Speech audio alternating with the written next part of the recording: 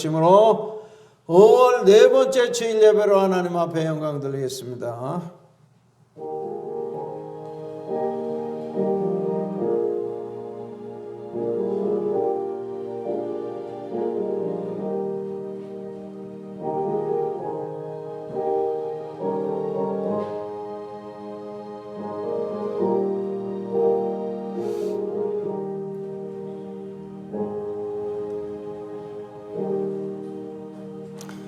거룩한 주일을 허락하여 주시고 이 좋은 날, 이 화창하고 아름답고 좋은 5월 이 아침에 하나님의 성전에 모여서 하나님께 예배할 수 있는 특권을 주시니 감사합니다. 우리의 드리는 예배가 하나님 앞에 연락되는 산제사가 되게 하여 주옵소서. 하나님은 영이시니 예배하는 자가 영과 진리로 예배할지니라. 하나님은 이렇게 예배하는 자를 찾으신다고 했사오니 우리 모두가 다 하나님이 찾으시는 참된 예배자로 축복하여 주시옵소서. 예배 시정을 온전히 주께 의탁하오며 예수님 이름으로 기도하옵나이다. 아멘. 다 같이 일어나서서 1장 부르십니다.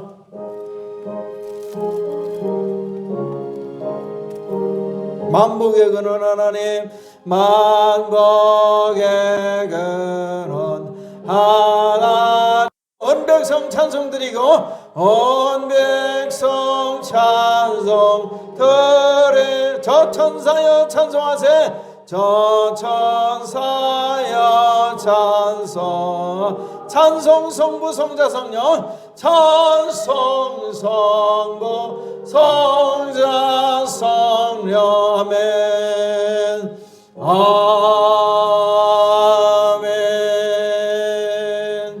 다 같이 교동문은 18번 시편 31편이 되겠습니다.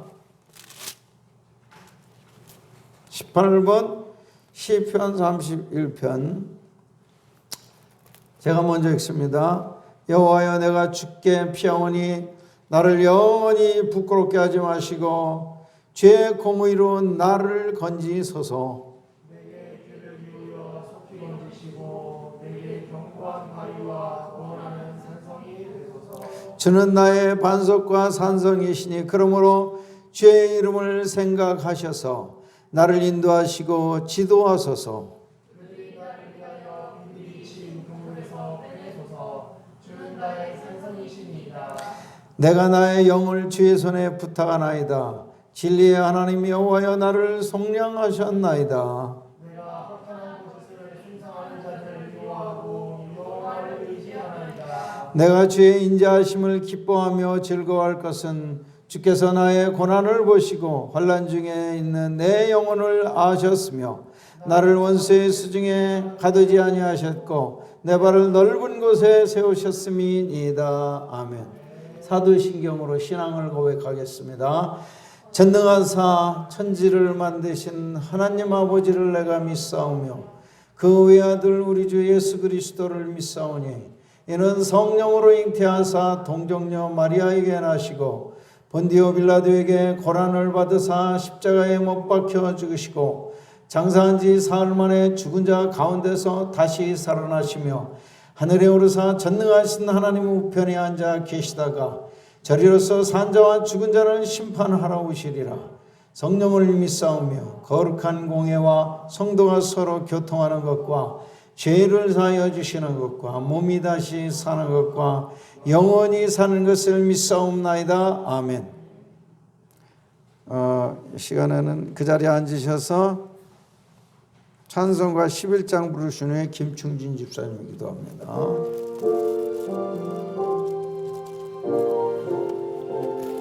홀로 한 분 하나님께, 홀로 한 분 하나, 천하만민 경배하라. 천하만민 경배. 만국왕을 다스리고 만국왕을 다스리 온 세상 만민 기르신다. 온 세상 만민 기르 만국왕을 다스리고 만국왕을 다스리 온 세상 만민 기르신다. 온 세상 만민 기르신 독생 성자 예수님께 독생 성자 예수님 모든 죄인 회개하라. 모든 죄인 회개하. 세상 만민 구원하고 세상 만민 구원하. 놀라운 은혜 베푸신다. 놀라운 은혜 베푸. 세상 만민 구원하고 세상 만민 구원하. 놀라운 은혜 베푸신다. 놀라운 은혜 베푸신 보혜사 성령님께 보혜사 성령님 모든 삶을 맡기어라. 모든 삶을 맡겨 말씀으로 도우시고 말씀으로 더 죄악을 이길 힘 주신다. 죄악을 이길 힘 주신 말씀으로 도우시고 말씀으로 도우시 죄악을 이길 힘 주신다. 죄악을 이길 힘 주신다. 아멘 아멘.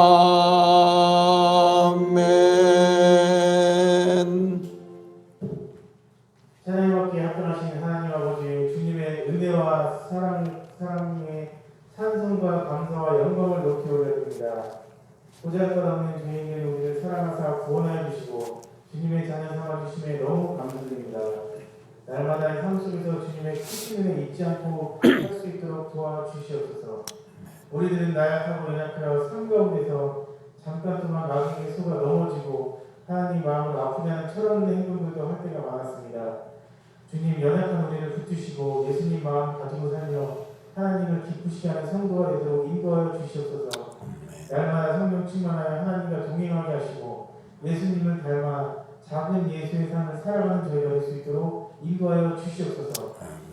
현재 코로나 시대에 살고 있는 우리 가운데 더 굳건한 믿음 주시고 신앙이 흔들리지 않도록 우리의 마음을 지켜주시옵소서. 또한 하루빨리 이 코로나 사태가 종식되고 문제되었던 모든 영역에서 회복의 역사가 일어날 수 있도록 인도하여 주시옵소서.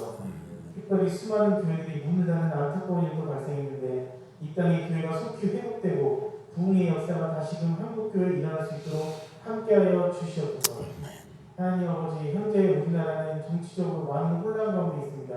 우리들의 죄악을 용서하여 주시고 하나님을 섬기는데 조금 더 제한 사항이 생기지 않도록 지켜주시고 보호하여 주시옵소서. 우리나라가 이만큼 축복받은 것은 모두 주님의 은혜이오니 우리나라가 그 은혜를 저버리는 어리석은 행동하지 않도록 지켜주시고 특별히 나라의 위정자들을 붙드시고 하나님을 두려워하게 하여 주시옵소서. 이 시간 예배를 위해서 기도합니다. 말씀 전하시는 김병태 목사님 가운데 성령의 능력으로 함께하자 하나님의 귀한 말씀 잘 전파할 수 있도록 붙드시고 예배를 사모하며 나오는 성도님들을 기억해 주시고 한 사람도 그냥 돌아가지 아니하고 큰 은혜 받고 기쁨으로 돌아갈 수 있도록 인도하여 주시옵소서. 이 시간 믿음이 부족함으로 인하여 나오지 못한 성도님들이 있습니다. 그들의 마음을 붙잡아 주셔서 예배드리는 것이 삶의 가장 우선순위가 되어질 수 있도록 도와주시옵소서. 몸이 아픔과 불편함으로 인해 참석지 못한 성도님들 기억하여 주시고 어디에 있든 있는 처소에서 예배하는 삶을 살 수 있도록 도와주시옵소서. 예배 첫 시간이오니 마치는 시간까지 함께하여 주실 줄 믿습니다. 감사드리며 예수님의 이름으로 기도드렸습니다. 아멘.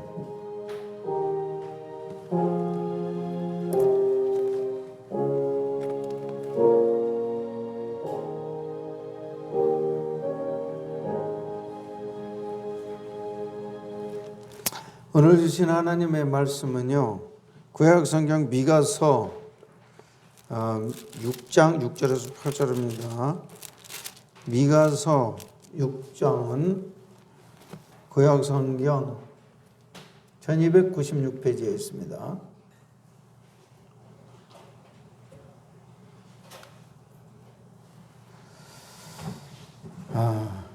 찾으셨으면은 6절에서 구절을 교독하도록 하겠습니다. 내가 무엇을 가지고 여호와 앞에 나아가며 높으신 하나님께 경배할까? 내가 번제물로 1년 된 송아지를 가지고 그 앞에 나아갈까? 여호와 앞에서 천천의 순양이나 만만의 강물 같은 기름을 기뻐하실까? 내 허물을 위하여 내 마다들을 내 영혼의 죄로 말미암아 내 몸의 열매를 드릴까?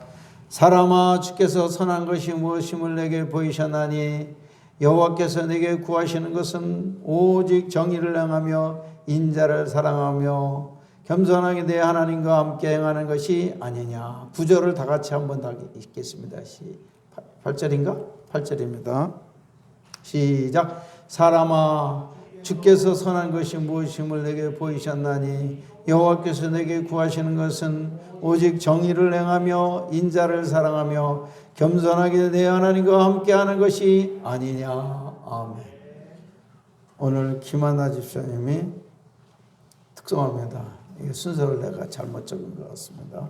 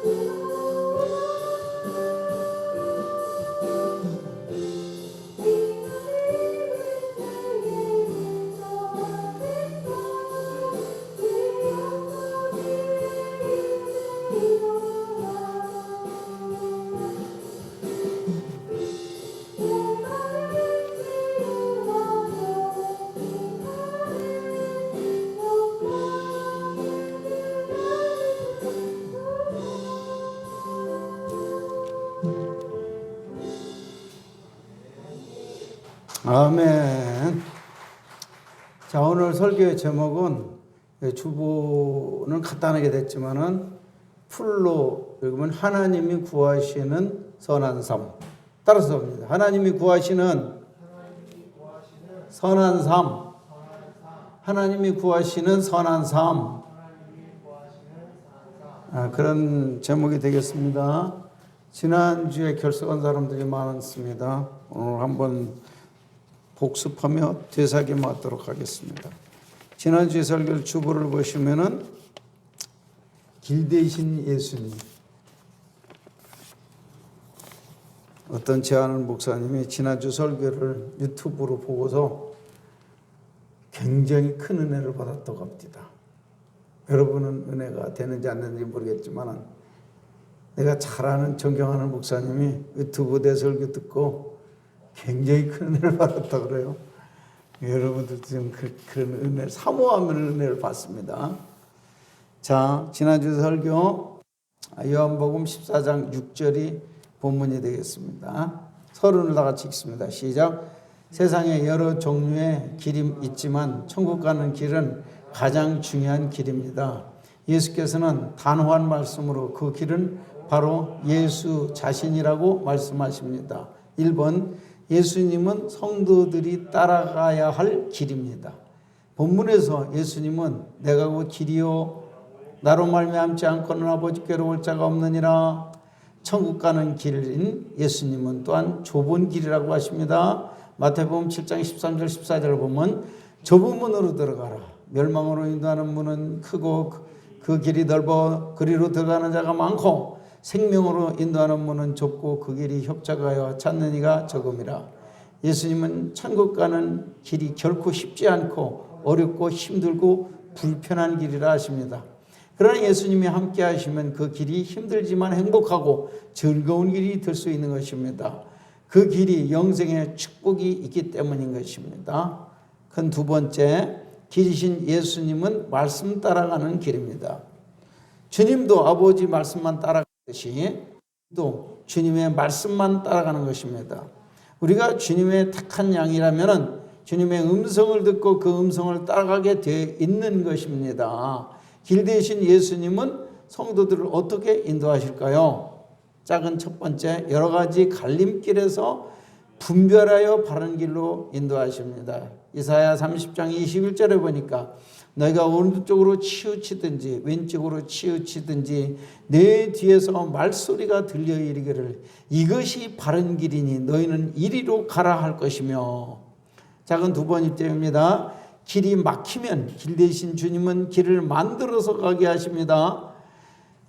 출애굽기 14장 15절 16절의 내용을 보면은 이스라엘 백성에게 홍해가 가로막혔지만 주님은 홍해를 길로 만들어서 건너가게 하셨습니다.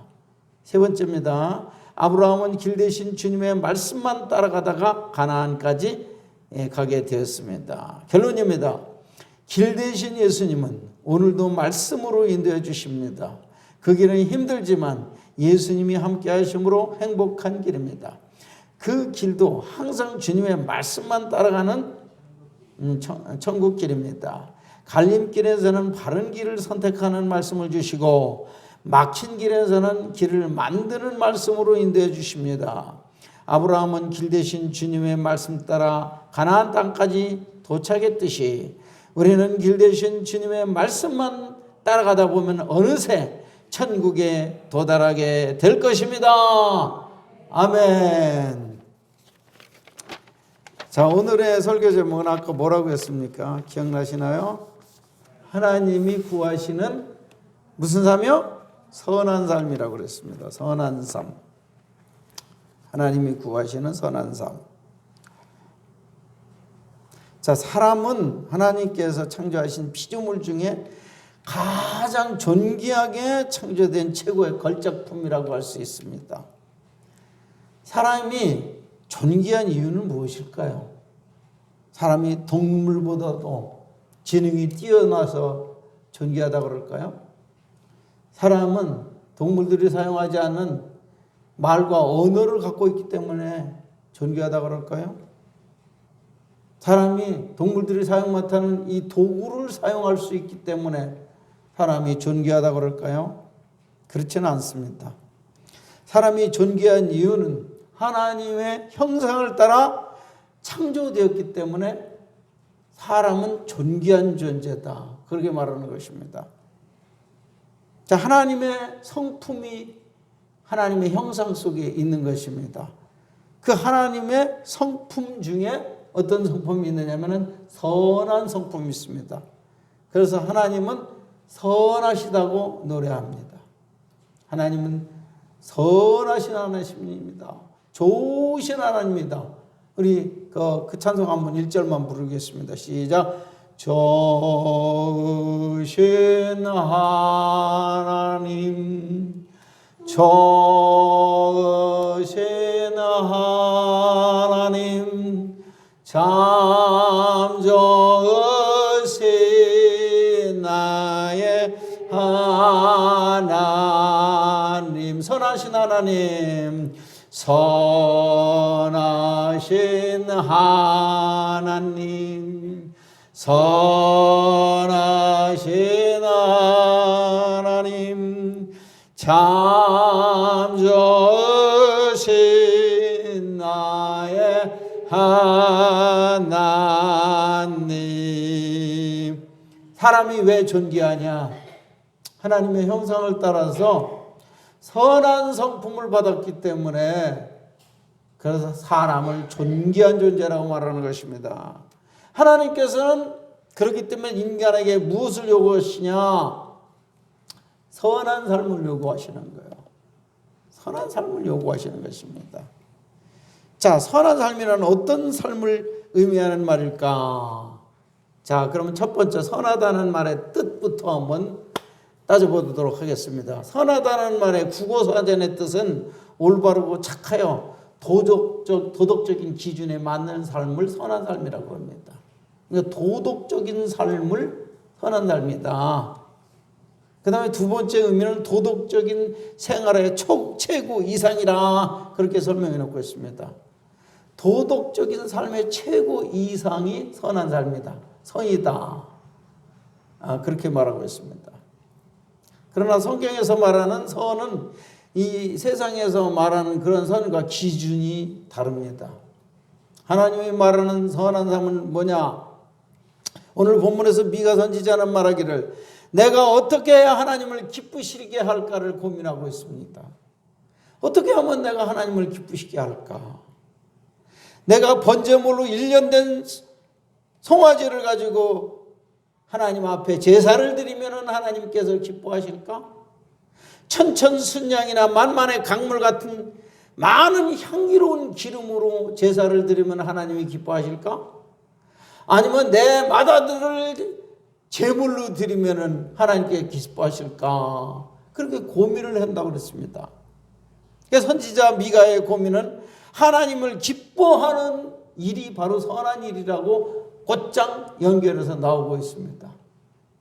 그러니까 성경에서 말하는 선함이라는 것은요, 하나님이 기뻐하시는 일을 선하다고 말하고 있습니다. 하나님이 기뻐하시는 일을 미가 선지자는 선한 일이라 그렇게 말하고 있는 거죠. 그런데 예수님은 말씀하시기를 선한 이는 하나님 외에는 없다 그렇게 말하고 있습니다. 그 이유는 물론 인간이 선한 존재로 창조되었지만 마귀의 유혹을 받아서 죄를 짓고 악한 존재가 되어버렸기 때문에 모든 인간에게는 선함이 없다 그렇게 말한 것입니다.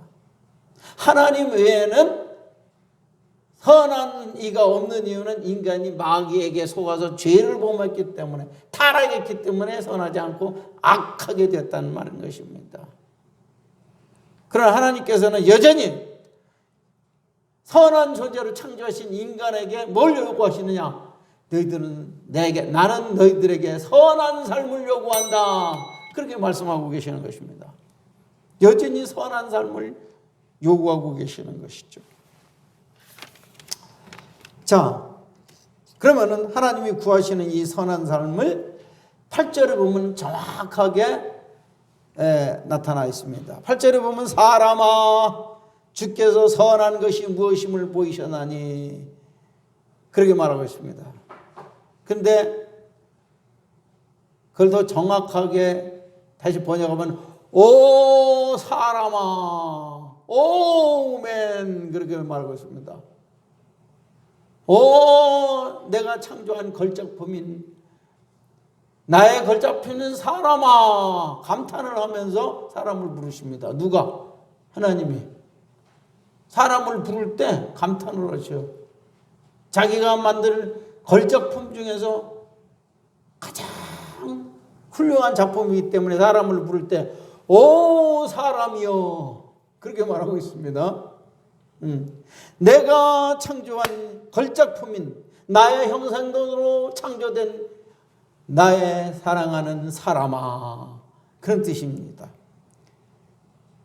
하나님은 이미 사람들에게 이미 선한 것이 무엇임을 이미 보여주셨다고 그랬습니다. 언제 어떻게 보여주셨습니까? 하나님께서 일찍이 구약의 선지자들을 통해서 선한 삶이 무엇인가, 하나님이 원하시는 선한 삶이 무엇인가를 이미 선지자들을 통해서 율법과 하나님의 말씀으로 이미 다 가르쳐 보여주셨다는 것입니다. 구약 성경을 읽으면 선지자들을 통해서 주신 하나님의 말씀, 율법이나 계명이나 하나님의 모든 진리의 말씀들이 다 선한 삶이 무엇인가를 가르쳐 주는 삶인 것입니다. 그 선한 삶을 요약하면은 미가 선지자는 세 가지로 이렇게 요약을 하고 있습니다. 그 선한 삶이 무엇이냐? 뭐 세상에서 말하는 도덕적으로 훌륭한 삶, 그런 게 아닙니다. 윤리적으로 도덕적으로 남복에 덕이 있는 삶, 그걸 선한 삶이라고 그랬지만 그는 인간 보기에 그런 것이고, 하나님 보기에 선한 삶은 무엇인가? 그것이 중요한 거죠. 미가 선지자가 말하는 선함이라는 거 뭐라고 했어요? 하나님이 기뻐하시는 삶이 선한 삶이라고 그랬거든요. 그러나 예수 안 믿는 사람도 선한 삶을 산다고 하는 사람이 있으면 그런 사람을 도덕적으로 사는 사람, 윤리적으로 사는 사람을 선한 삶이다, 그렇게 말하고 있지만 하나님은 그것을 선한 삶이라고 인정을 하지 않으십니다. 거기에는 하나님을 믿는 믿음이 없기 때문에 그건 선하지 않다라고 하나님은 그렇게 말씀하십니다. 그럼 선한 삶이 뭐냐? 성경에서 말하는 선한 삶, 이 세 가지를 미가 선지자는 요약해서 말씀하고 계신데, 첫째로 오직 정의를 행하는 것 혹은 공의를 행하는 것이라고 말하고 있습니다. 정의라는 말과 공의라는 말이 있습니다. 성경에서는, 옛날 성경에서는 전부 다 공의라고 이렇게 번역을 했는데, 개정개혁이나 표준 성경이나 공동번역 같은 데는 공의라는 말로 바꿔서 번역을 했습니다. 비슷한 개념입니다. 영어 성경에는 justice, 그걸 공의 혹은 정의로 다 번역할 수 있는 말입니다. 근데 이 공의라는 건 뭐냐? 언제 어디서나 하나님 앞에서 올바르고 바르다는 것입니다. 사람 앞에서 바르다고 인정되는 것이 아니라 하나님 앞에서 바르다는 것입니다. 하나님 앞에서. 하나님이 보시기에도 올바르다, 그 말이에요. 하나님 보시기에도 혹은 사람 보기에도 이거 올바른 것을 정의라, 그렇게 말했죠. 공의라 그럽니다. 공의란 말은 하나님 앞에서나 사람 앞에서나 올바른 삶이, 그게 공의라고 그랬죠. 그런데 이 정의라는 말은 일반적으로 우리가 볼 때 이 사회에서는 공의라는 말을 별로 쓰지 않아요. 정의라는 말을 쓰죠. 정의라는 말은 이 세상에서의 사회 정의를 의미할 때 그 정의라는 말을 씁니다. 사회 정의를 쉽게 그냥 정의라고 말할 수가 있습니다. 하나님 앞에서나 사람 앞에서나 올바른 삶을 공의 혹은 오늘의 그 justice, 올바른 삶이다, 그렇게 말할 수가 있습니다. 성경적인 의미, 오늘 말씀에 나타난 그 정의는 하나님 보기에도 옳고 사람 보기에도 옳은 것을 공의라고 말하는 것입니다. 그래서 저는 구태여 이 말을 조금 구별을 두고 싶어요. 공의라는 말은 하나님과 사람 앞에서 다 옳은 삶을 공의로운 삶이라고 그러고, 그냥 사람 보기에 옳은 것을 그냥 정의다, 그렇게 말할 수가 있다는 것입니다. 그러니까 하나님이 말하는 공의와 그다음에 이 세상에서 말하는 정의는 좀 개념이 틀립니다. 그런 것을 여러분이 마음속에 두고 들으시길 바랍니다. 그럼 어떻게 하면은 공의로운 삶, 정의로운 삶을 살 수가 있을까요? 그렇게 살려면 하나님을 믿고 하나님의 의를 받아야 됩니다. 우리가 의로워져야지 정의로운 삶 혹은 의로운 삶을 우리 삶 속에서 나타낼 수가 있는 것입니다. 누가 보기에도 저 사람은 바른 사람이다. 사람들 보기에도만 바른 것이 아니라 하나님 보기에도 너는 바르다.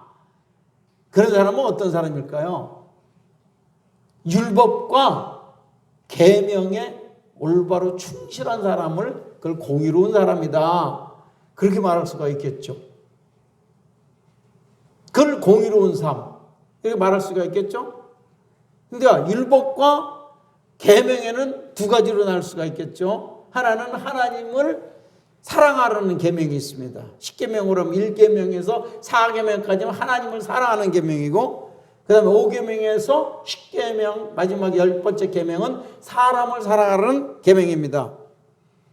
근데 성경에서 말하는 공의라는 것은 10계명이나 율법에 충실한 사람을 공의로운 사람이다 이렇게 말하고 있는 것입니다. 그런데 이 세상에서 말하는 정의라는 것은 하나님에 대한 계명이 없습니다. 그래서 그것은 정확한 공의라고 말할 수가 없는 거죠. 세상 사람들은 하나님을 안 믿어도 사람 보기에 올바르게 살면은 그것은 정의로운 사람이다 그렇게 말하지만 천만의 말씀, 그것은 올바른 공의로운 삶이 아니다라고 성경은 말하고 있는 것이죠. 자, 그럼 우리가 어떻게 하나님과 사람 앞에서 의로운 삶을 살 수가 있겠느냐? 그것은 먼저 우리가 의로워져야만 되는 것입니다. 의로워지지 않고는 의로운 삶을 살 수가 없습니다. 내가 만약에 죄와 악으로 불의한 사람이라면 공의로운 사람을 이렇게 나타낼 수 있을까요? 없을까요? 있어요? 없어요? 내가 내 마음속에 죄와 악이 가득한데 의로운 삶을 살 수 있습니까? 없습니까? 없죠. 없습니다. 그래서 내 자신이 변화를 받아야 돼요. 내 속에 있는 불의와 죄악이 다 없어지고 내 마음속에 새로운 공의로운 하나님의 마음이 들어와야지 우리가 그 다음에 그 마음으로 살 때 공의로운 삶이 나타나게 된다는 것입니다. 그래서 우리가 의를 얻어야 돼. 어떻게 의를 얻느냐? 예수를 믿으면은 하나님께서 그 약속대로 우리를 죄악은 없애주시고 의로운 마음을 주신다. 이것을 어려운 말로 뭐라고 합니까? 혹시 아세요? 뭐라고 그래요? 칭의라고 그래요. 칭의. 그 칭의라는 말은 의롭다 함을 얻었다 그런 뜻입니다. 그 영어로는 뭐라냐면 righteousness. 죄악은 없어지고 의를 받게 되는 것이죠. 올바른 마음을 받게 된단 말이에요. 하나님 마음을. 이것을 구원이라고도 말할 수가 있는 것입니다. 그래서 예수 믿고 구원받은 사람은 다른 말로 표현하면 의로워진 사람이다. 우리의 인격이 의로워진 사람이다 말이에요. 옛날에는 마귀를 닮아서 불의한 사람이었었는데 이제 예수를 믿어서 마귀의 마음이 사라지고 하나님의 마음이 들어와서 의로워진 사람을 구원받은 사람 혹은 하나님의 자녀가 된 사람이다. 그렇게 말할 수가 있는 것이죠. 그래서 로마서 3장 28절을 한번 찾아주세요. 비춰주세요. 로마서 3장 28절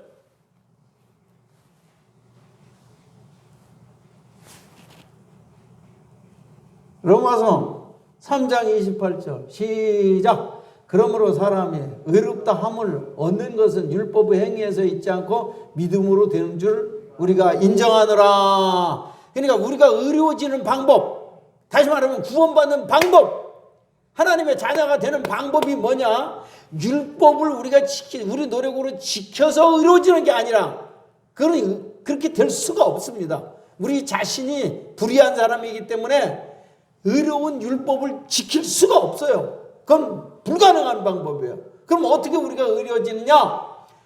복음을 믿음으로 의로워진다고 그랬습니다. 믿음으로 그렇죠? 뭘 믿어요? 예수를 믿어 혹은 복음을 믿음으로 의로워지는 줄을 우리가 인정하노라. 할렐루야! 이게 바로 우리가 의로워지는 방법이요. 복음을 믿어서 의로워지는 것이지 내가 율법을 지킴으로 의로워지는 거 그건 불가능한 일이다 그 말입니다.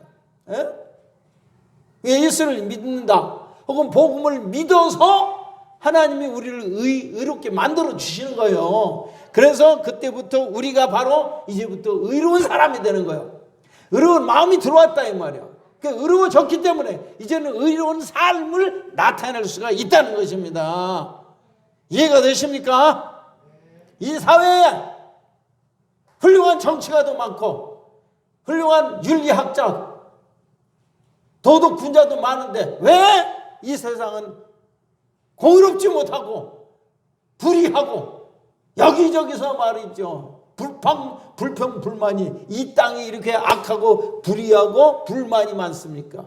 그 이유는 무엇일까요?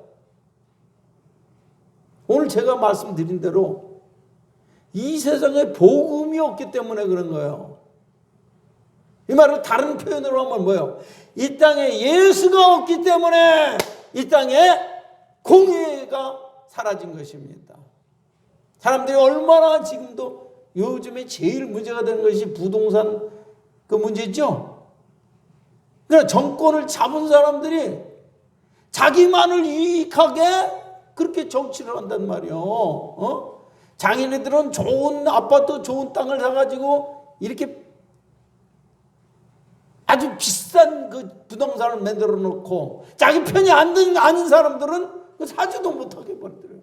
그러니까 오늘날 얼마나 많은 사람들이 이 부동산 때문에 부글부글 끓고 왜 정치인들이 자기 이익만을 추구하고 왜 보통 서민들과 청년들을 무시해버리고 말이죠. 청년들이 이 나라가 정치가 잘못되고 공의가 제대로 실현되지 못하니까 불평불만이 그냥 폭발하고 있습니다. 정의가 없다 이 말이야. 공의가 없다 말이야. 국회의원들이 법을 만들어도 자기에게 유리한 법을 만들면 그게 어떻게 공의로운 법이 될 수가 있어요? 법도 하나님 보시기에 올바른 법이 그게 공의로운 법이지 자기 편에게만 유리한 법을 만들어 놓는다면 그 법을 누가 지키려고 그러고 그것을 누가 공의를 실천하는 그런 방법이 될 수가 있겠습니까? 누구에게나 법은 공정하고 공평해야 되는데 자기 편의 사람들만 유익하게 만들어 놔. 이 법이 바른 법입니까? 그게 공의로운 법입니까? 아니다 이거예요. 자기 편만을 유리한 그런 법은 전 악법이라고 하는 것이죠. 악법. 그럼 모든 사람에게 공평하게 적용될 수 있는 법이 진짜 좋은 법이죠. 그 법의 모델이 어디에 있어요? 성경에 있는 것입니다. 성경의 모든 율법과 계명은 모든 사람에게 공평하게 적용되는 법이기 때문에 우리나라에 국회의원들이 입법자들이 법을 만들려면은 항상 무엇을 기준으로 해야 되면 성경의 율법과 계명을 기준으로 해야지 법을 만들어야지 공평한 법이 될 수가 있는 것입니다. 근데 악한 정치인들이 말이죠. 자기 편에만 유리한 법을 만든단 말이야. 그럼 어떻게 해서 이 땅에 대한민국이 공의로운 사회가 정의로운 사회가 될 수가 있겠느냐 말입니다. 정의롭지 못하면은 이 땅에는 많은 사람들이 불만이 부글부글 끓고 폭발하게 되어 있는 것입니다. 공의로운 사회가 되려면은 그 법이 공의로운 법을 만들고 모든 사람에게 공정하게 공평하게 이렇게 제공되는 법이 되어야 되는 것입니다. 그런 의미에서 정말로 우리나라 최초의 헌법은 성경을 가장 많이 닮은 미국 헌법을 그대로 와가지고 만들었기 좋은 법이었어요. 근데 오늘날 이 정치인들이 좀 타락한 정치인들이 이 편가리를 만들고 자기 편에 유리한 법을 자꾸 만들어 나간단 말이야. 그러니까 한편의 사람들은 그 혜택을 받지 못하니까 불만이 되고 막 분쟁이 일어나는 것입니다. 그럼 어떻게 하면 우리가 이 사회를 공의로운 사회로 만들 수 있을까? 예수를 믿고 거듭난 사람들이 정치를 해야 되는 것입니다. 거듭난 사람들만이 하나님의 말씀에 공평한 법을 만들 수도 있고 그 정치를 공평하게 정의를 실천할 수 있는 그러한 정치를 할 수도 있는 것입니다. 예수 믿어 거듭난 사람이, 의롭다함을 받은 사람이, 하나님 앞에 의롭다함을 받은 사람이 정치도 하고 법도 만들고 대통령도 되고 그렇게 돼야 되는 것입니다.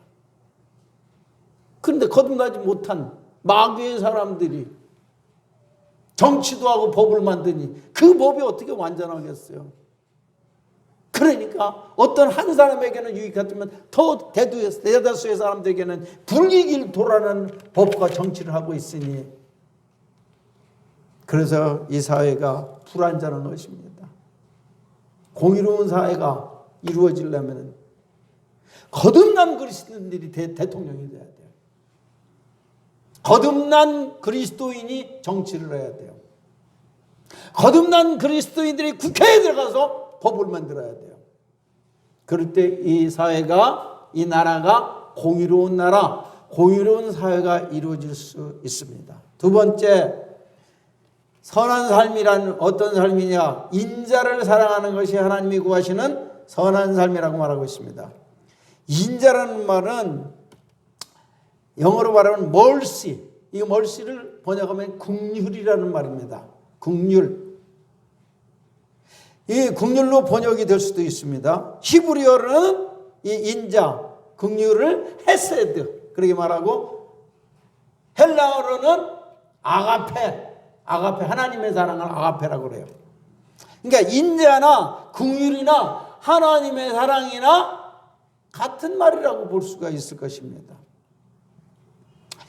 인자, 즉 긍휼, 하나님을 사랑하는 것, 인자를 사랑하는 것은 그 무엇을 말하는 것입니까? 이것은 하나님의 사랑의 하나님을 사랑한다는 말이 될 수가 있습니다. 긍휼히 하나님을 사랑한다는 말이 될 수가 있습니다. 자비로우신 하나님, 그 하나님을 사랑한다는 말이 인자를 사랑하는 것이 선한 삶이다 그랬어요. 이것은 인자하신 하나님, 긍휼하신 하나님, 사랑이 많으신 하나님을 사랑한다는 말이 될 수가 있다는 것입니다. 그리고 그 하나님을 사랑할 뿐만 아니라 또 하나님의 마음을 받아서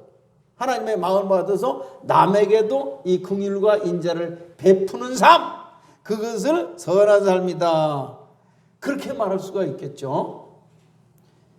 그 가장 좋은 예가 누가복음 10장 33절에서 35절에 보면은 착한 사마리아 사람의 비유일 것입니다. 이거 예수님이 하신 말씀인데, 간단히 말한다면 어떤 여리고라는 골짜기가 있었습니다.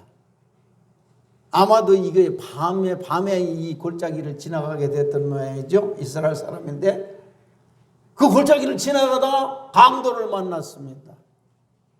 강도를 만나서 있는 거 다 돈이고 뭐 보물이고 다 뺏기고, 그 다음에 얻어맞고 찢겨가지고 상처가 나서 피 흘려서 죽게 됐습니다.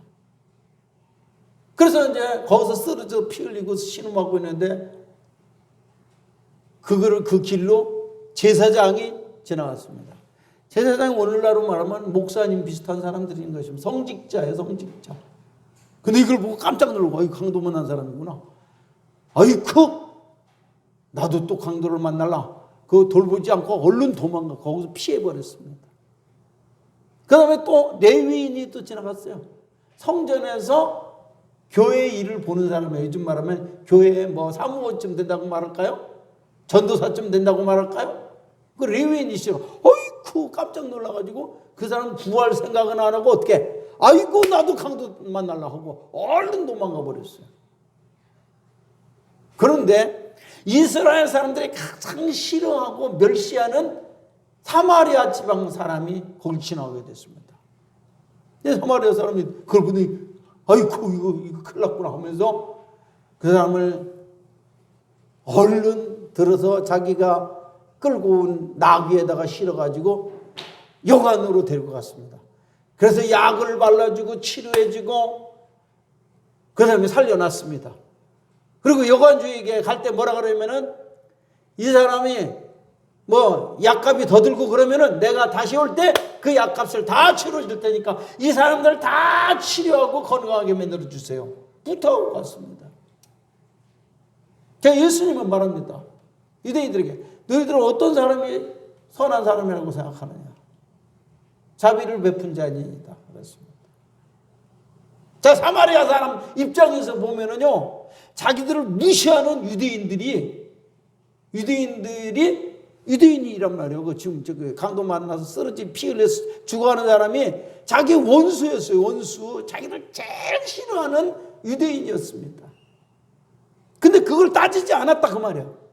이 사마리아 사람은 이 사람이 나의 원수라는 걸 그걸 개념치 않아. 우선 살려놓고 보자. 그래서 그 사랑하는 마음으로 불쌍히 여겨가지고 그걸 얼른 데려다가 지혈부터 먼저 시켰겠죠. 그래서 치료해 줬겠죠. 밥을 먹였겠죠. 이것이 바로 선한 일이다 이 말이에요. 이게 긍휼을 베푸는 삶. 원수까지도 지나치지 않고 그걸 챙기고 돌보는 것이 이게 참 하나님의 사랑이고 이것이 인자와 긍휼의 삶이라고 말할 수가 있는 것입니다. 오늘 미가 선지자를 통해서 주신 그런 말씀은 이 인자를 사랑하는 삶이란 뭐냐면은 이 사마리아 사람처럼 자기만 생각하지 아니하고 자기의 목숨만을 생각하지 아니하고 이 제사장이나 레위인은 자기 죽을까 봐 이 사람을 돌볼 엄두를 내지 못했어요. 그러나 착한 사마리아 사람은 이 속에 인자와 사랑이 있기 때문에 강도 만날 것 그것이 보이지가 않아요. 우선 이 사람을 살려놓고 보자. 이것이 바로 이 사람으로 하여금 원수를 이 목숨을 건져내는 이 선한 삶을 베풀었다는 것입니다.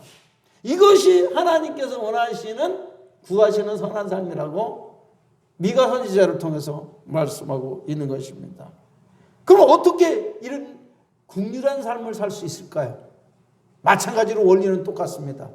긍휼의 하나님을 만난 사람이 남에게 긍휼을 베풀 수 있습니다. 내 속에 사랑이 없는데 어떻게 사랑을 베풉니까? 내 속에 긍휼이 없는데 어떻게 긍휼을 베풀어요?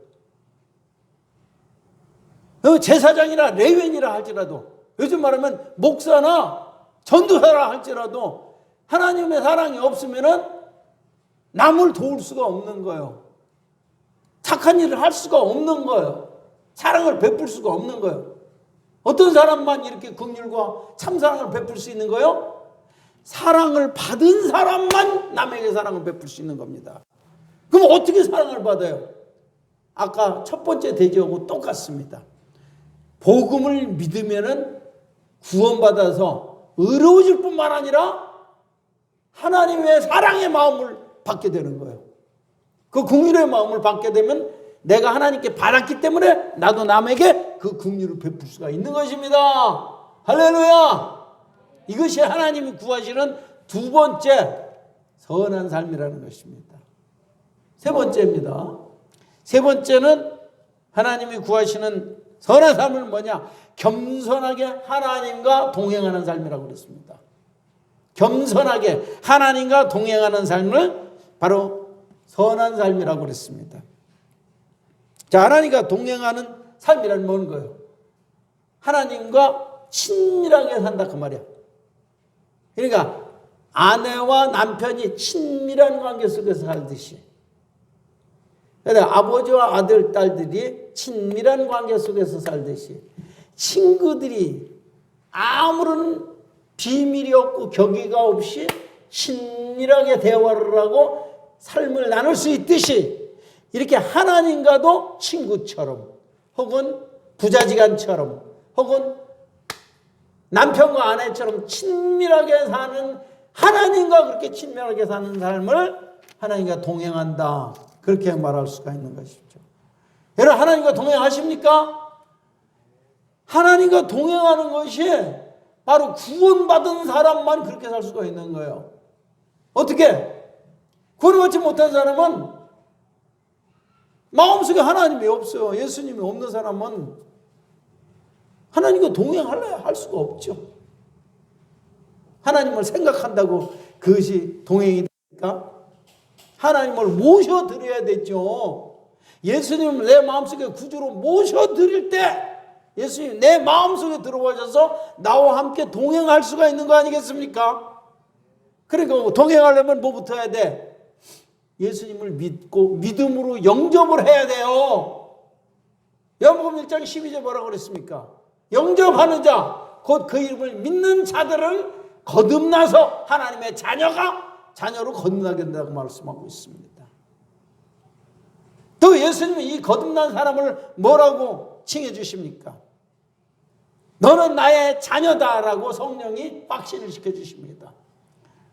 로마서 8장 15절에 보니까는 성령이 우리로 하여금 하나님을 아빠 아버지라 부르게 한다고 그랬습니다.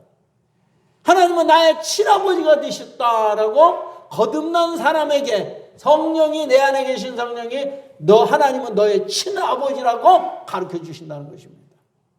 그러니까 친아버지니까 얼마나 사이가 좋겠어요. 또 예수님은 히브리서 2장 11절 말씀해 보니까 우리들을 형제라고 부르기를 부끄러워하지 않는다라고 그랬습니다. 너는 나의 형제들이다. 거듭난 사람들에 대해서 예수님은 너희들은 나의 형제다. 나는 너희들의 형님이다. 그렇게 말하고 있습니다. 이런 찬송이 있습니다. 나를 위하여 나를 위하여 예수 간구하시네 형님같이 대신하여 중한 고생 보셨네 거룩하신 보좌 앞에 항상 주 여호와께 나의 죄사하실 길을 쉬지 않고 계시네. 예수님 우리 형님 같다는 거예요. 친형님 같다는 거예요. 얼마나 가깝고 친밀한 형님이냐 그 말이에요. 또 이런 찬송도 있습니다. 내 진정 사모하는 친구가 되시는 그주 예수님은 아름다워라. 산 밑에 백합하여 빛나는 새벽별 주님 형언할 길 아주 없도다. 내 마음이 아플 적에 그리로 되시고 나 외로울 때 좋은 친구라. 주는 저 산 밑에 백합 빛나는 새벽별 이 땅에 피길 것이 없어라. 할렐루야. 거듭난 성도님들에게 예수님은 우리의 형님도 되시고 친구도 되시고 신랑도 되시는 것입니다. 할렐루야. 이렇게 예수님과 친밀하게 형님처럼 같이 살고 그 다음에 우리의 부모님처럼 하나님을 섬기고 우리 친구처럼 이렇게 친밀하게 사는 이 하나님과 동행하는 삶이 바로 선한 삶이다 그거예요. 하나님은 그런 삶을 구하신다는 것입니다. 이 결론입니다. 사람이 다른 동물과 구별될 수 있는 이유는 사람이 지능이 뛰어나서도 아니고 언어를 잘하고 근데 도구를 만들고 지능이 뛰어나고 이런 것에서 존귀한 존재가 되는 것이 아닙니다. 사람이 존귀한 이유는 하나님의 형상을 닮아서 선한 존재로 지음받았기 때문에 존귀한 것입니다. 그래서 하나님께서는 모든 사람들에게 이걸 요구하시는 거예요. 내가 너희를 선하게 지었으니까 너희들은 나를 닮아서 선한 삶을 살아라. 이것이 하나님이 구하시는 삶이라는 것입니다. 그럼 어떻게 살아야 될까요? 먼저는 어떻게 살아야 돼? 모든 사람이 선합니까? 선하면 선한 삶을 살 수가 있겠지. 근데 선한 사람이 이 땅에는 한 사람도 없다고 그랬어요. 예수님이 말씀하셨어요. 선한 이는 이 세상에 없고 하나님밖에 없다고 그랬어요. 의인은 없나니 하나도 없다. 로마서 3장 10절 이렇게 말했습니다. 그럼 우리가 어떻게 선한 삶을 산다는 말입니까? 방법은 하나밖에 없습니다. 복음이신 예수님을 믿어 거듭나면은 우리가 의로워지고 선해지기 때문에, 하나님의 긍휼의 사랑을 받기 때문에 의로운 삶을 살 수도 있고, 남에게 자비와 사랑을 나타내는 긍휼의 삶을 살 수가 있는 거예요. 거듭난 자의 마음속에는 긍휼의 마음이 들어오고, 거듭난 자의 마음에는 의로운 마음이 들어오기 때문에 의롭게도 살 수 있고, 예수님처럼 이 사마리아 사람처럼 원수라도 사랑할 이 불쌍한 마음을 가지고 남을 사랑할 수가 있다 그 말입니다. 또 거듭난 사람만이 하나님의 자녀가 되기도 하고, 예수님의 친구가 되기도 하고, 예수님의 신부가 되기 위해서 친밀한 관계 속에서 선한 삶을 살 수가 있다는 것입니다. 할렐루야! 이 세상을 의롭게 정의로운 사회로 변화시킬 사람은 누구밖에 없어요. 그러니까 거듭난 여러분밖에 없는 거예요. 이 세상을 변화시킬 수 있는, 살기 좋은 사회로 이 세상으로 변화시킬 수 있는 사람은 누구밖에 없어요. 거듭난 여러분밖에 없는 것입니다. 이 세상을 새롭게 창조하고 하나님 보시기에 아름다운 세상으로 만들어 나갈 사람은 이 세상에서는 찾지 못해요. 예수를 믿어 거듭난 하나님의 자녀들만 이 땅을 변화시키고 공의롭고 의롭고 살만 나는 사랑이 충만한 이 세상으로 만들 수 있는 것입니다. 여러분이 이 세상의 지역이 되어야만 되는 것입니다. 여러분만이 선하고, 여러분만이 의롭고, 여러분만이 착한 삶을 살 수가 있기 때문인 것입니다. 할렐루야! 기도하겠습니다. 하나님 감사합니다. 하나님께서 구하시는 선한 삶이라는 것은